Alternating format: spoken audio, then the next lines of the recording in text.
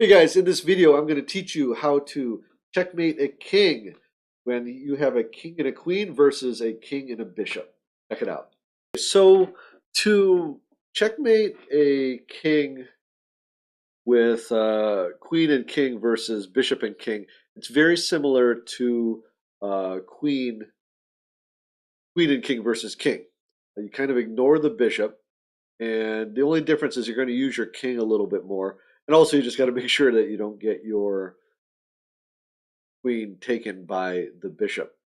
And then if the king and the bishop ever separate, then you might be able to use a fork to capture the bishop first, and then it's just king and queen versus king. So let's take a look here. And I just set up this position here. We're going to do a couple positions just to show the principles. And I've set up, going to play against Stockfish and the chess engine on its highest level to see if we can. Let me set that up. Okay, so I'm going first here. So first thing here, the queen's already fairly well placed, so I'm going to bring my king a little bit closer.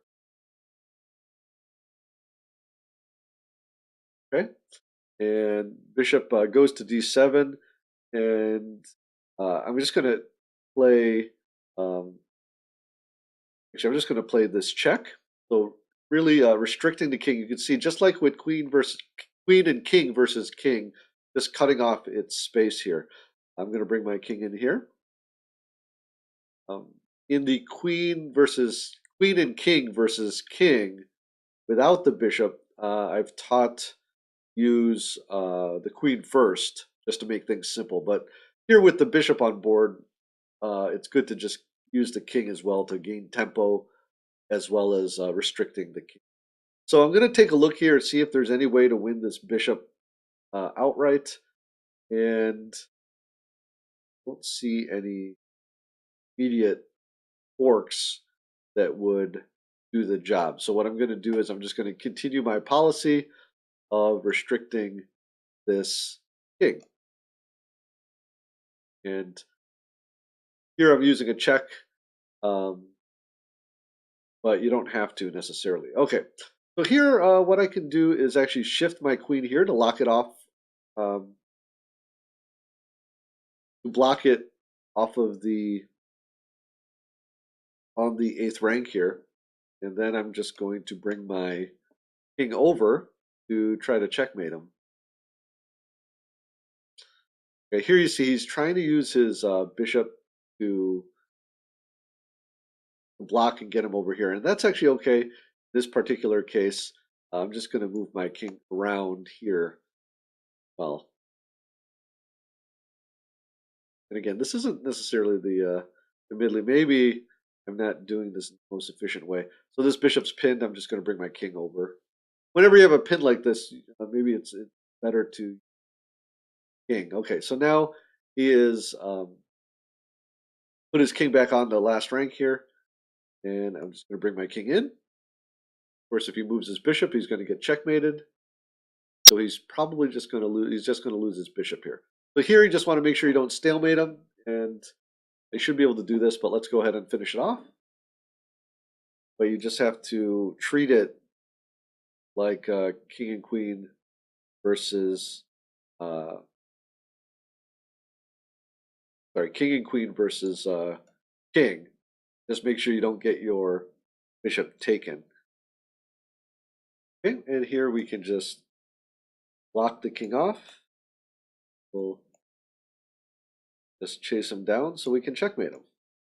Okay, so let's do it one more time. I'm going to switch up the position. And okay, this time I'm going to play as black here.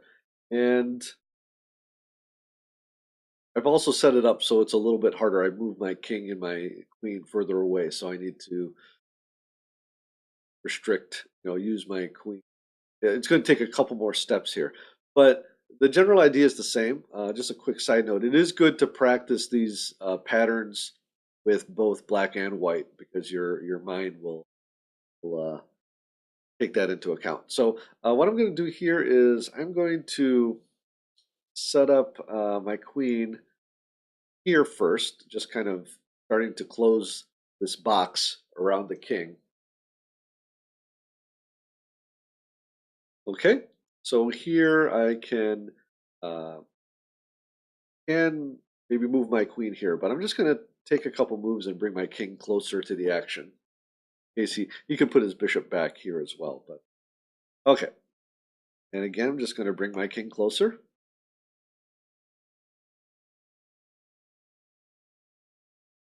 Okay, and here I can actually win his bishop. I think. No, I can't. I can't win it yet. But what I can do here is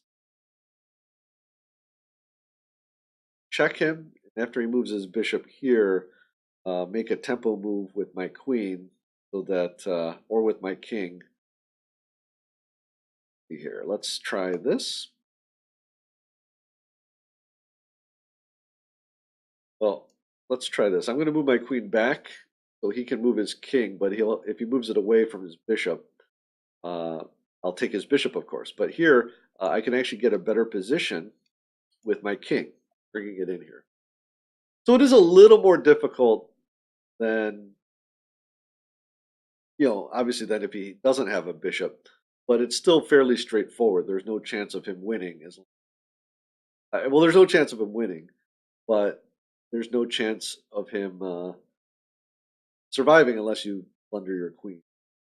Okay, so here again, I'm just going to double check to see if there's any forking checks that could win this bishop, and I don't see any. So I'm just going to go ahead and check him here and force him onto the back rank. And just like before, he might try to set up where he kind of scooches out on the other side, but still I'm going to just lock him off here on the back rank. Okay, so that's what he's going to try to do. He's going to try to move his bishop here so he can get to the other side, but I'm going to bring my king in, try to cut him off there. Either way, it's again just a few moves that he's going to be able to make. Okay. The one thing to note here with the bishop, that the one nice thing is that there's less chances of stalemate because as long as you give him a bishop move. Right here, the bishop is pinned, but just by moving this king here, it's going to force him to move here, and you can see now he's already. I'm going to threaten checkmate, but and here it's made into checkmate. These type of end games where you have a queen and a king versus either a king or a king and one of the minor pieces are really important to have down cold. And with that in mind, I created a playlist for you over there, and check those out. Those have some of these patterns that you need to know. They're not that hard, but you need to know them, practice them, and then use them in your games. Okay, check that out, and I'll see you in the next video.